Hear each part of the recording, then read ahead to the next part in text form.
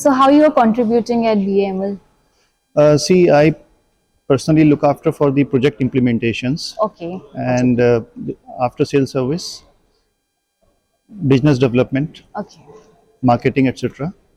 And not only in Delhi, across all the locations in India, particularly Delhi, Bangalore, Mumbai. We see a lot of technology emerging around us. So, can you please tell us how this technology is going to mold Indian railway sector in particular? As you rightly said, technology is emerging in a exponential manner, I should say, Yeah. in the present context. Yeah. I will go back to the little history. In 1948, basically, we manufactured the first passenger coach, Yeah. which was for made for India, Yeah. basically. So we were the first company who manufactured it. Later on, when we entered an agreement with the multinational company Rotem, later on with the With Rotem? capacity and capability analysis, then we built the Delhi Metro broad gauge RS1 coaches, which was the signature move from our company. Yeah. In between, we have made a lot of passenger coaches, maintenance vehicles. Then we moved on to the standard gauge metro coaches. And after that, as all of you know, we have manufactured the Mumbai Metro, Mumbai Metro, which is basically a driverless train, Yeah. where there will not be any driver. Yeah. So now, as you said in the beginning, see how this technology has emerged from the normal passenger coach to the driverless train. Now, with that perspective, if you see in terms of BEML, so we are open for the technology adoption. Okay. And we have proved it in last, say, more than 20-25 years, that whatever, wherever new technologies are available, we are ready to adopt it. Right. And if there are any technological gaps, we do some sort of tie-ups with the experts available in the industry globally. So we are, our aim, our objective, our visions, our goals are very clear on that context. So we are open for that. So now we manufactured now we are going to manufacture this Vande Bharat also shortly. Yeah, right. And maybe say approximately after 1 year, it is a likely rollout will be available for this first prototype train. So this is the way our journey started in the Indian railway sector and the metro sector, basically. So, in your view, what is the role of such events like RMT Conclave in the growth story of Indian rail and metro sector? I think this platform is very well acknowledged by the industry, and a lot of organizations and the senior executives who have reshaped the organization in their capacity all gets into this conference and share their experience and ideas, which are, I feel personally, is a motivating factor for the Indian Railways as well as for the metro sector, and not only basically for this particular segments. In fact, if you see in terms of the complete supply chain management ecosystem, so those aggregate suppliers, component suppliers, those also join hand with us in this conference. They get to know the sort of knowledge sharing, right? And then complete systems gets a proper shape, and this is a win-win position for all the people, complete industry in that manner. Yes. So India has been it is now a leading export country in so many sectors like agriculture and pharmaceuticals.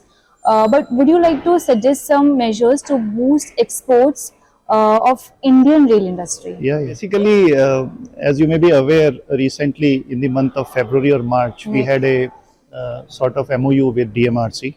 Okay. And we are basically into exports for Bahrain Metro. So that chapter is on that aspect. So we will be working on that. Okay. Recently, some meetings also have happened Uh-huh. between the organizations, and we do hope some kind of positive results on that. Maybe by end of this year or early next year, some specifications and the details of the projects will be clear on that. We are very aggressive on that part, and what I mean to say further is when we have to basically export these kind of rolling stock, we should have a supply chain management ecosystem also equally strong.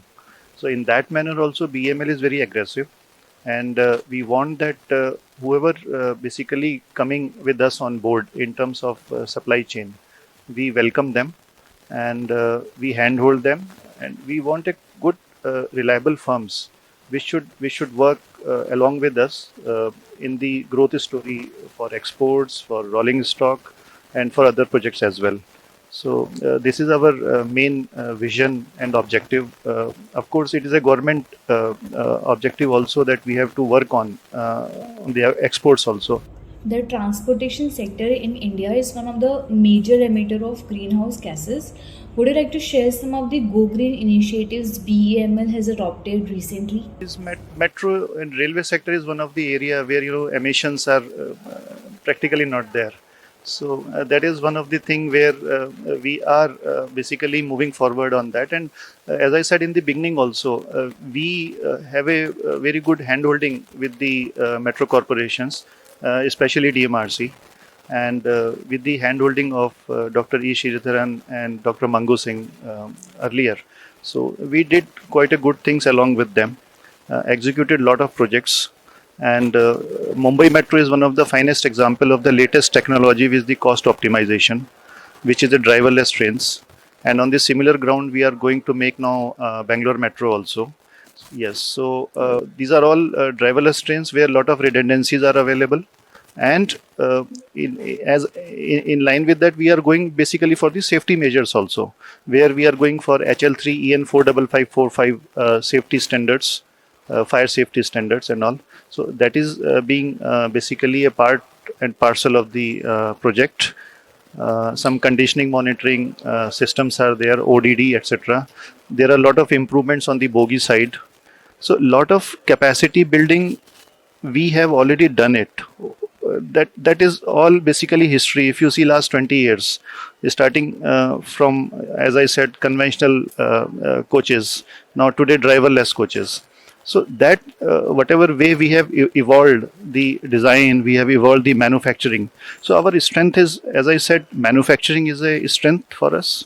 We have a design strength with this, and wherever little bit gaps are there, we are open for tie-ups with the global expert firms.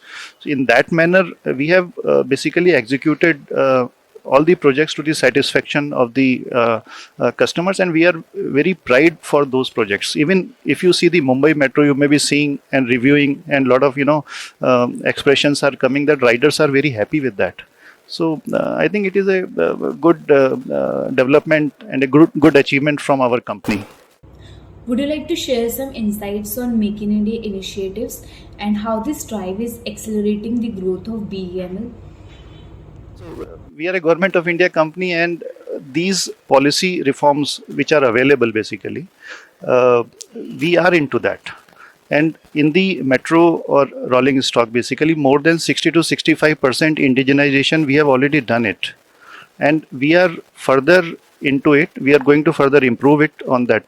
But one thing is a very good question which you asked now. Basically, once we talk about the Make in India, basically we should have the quality, reliable firms. So we partner with them, we do handholding with them, and we give them all technical know-how. One thing I just wanted to say, there are certain key challenges in terms of certain aggregate levels. If I see the propulsion system or the brake systems, and to some extent on HL3 level fire compliances and all, for which the resources or the infrastructure and the vendors or the suppliers are not available in India. So our dependency on those specifications are more on abroad, on European and other people. So that is one area where we need to tie up with some people and move forward on that, because this is the latest technology. Now coming to the testing parameters also, there are certain weaknesses, there are certain challenges, like we have to do certain climatic chamber test, we have to do squeeze test, we have to do the specific energy consumption test, we have to do the bogie rotational test. So these facilities also, our dependencies there on abroad. I'm very happy to share it that with regard to bogie fatigue testers, we have developed the in-house capability in our R&D center, and this is the second facility after RDSO in India. So that itself shows that we are basically going towards the improvement actions. Whatever MOA guidelines are there for 60% local content, we are honoring in all the projects. There is absolutely no doubt about it. Now coming to the portion where Make in India should support for the supplier-based ecosystem, because that is the backbone of the industry. So if we have to get the success on that, what suppliers has also to do, they have to invest to some extent on a particular product, identified product. They should do or get some expertise. They should also handhold with some global partners, enhance their expertise, and develop the projects. They should not only depend on the bulk supplies. They should work on the development of the particular product and jump into the rolling stock industry. That will help them to scale up their business on that portion. So that is one, I think, area where first let them do the Make in India and then make for the world. So that is the vision and the objective of the supplier based system. So our quality also will improve, and we will export it to globally also. That is questioning your earlier answer also. So without the full-fledged ecosystem from the supplier side, I think it becomes little difficult, and there are certain challenges. As I said it, we are already working on that. So we do hope that in near future that also we will address it. How the events like RMT Conclave add value to your business, and how we are helpful to you, and what are your feedback on our event? Yeah, definitely. I have been attending this conference for quite some time, so I do like it. And today I was in one of the panelists also. So it is a great thing what you people are doing it. There is no doubt about it. Keep continuing this. This is an excellent platform, I think, to move on and sharing these thoughts, sharing the lessons learned in the previous projects. And overall, this experience, ultimately it comes to the cost optimization. So in what best manner, what best product we can give it.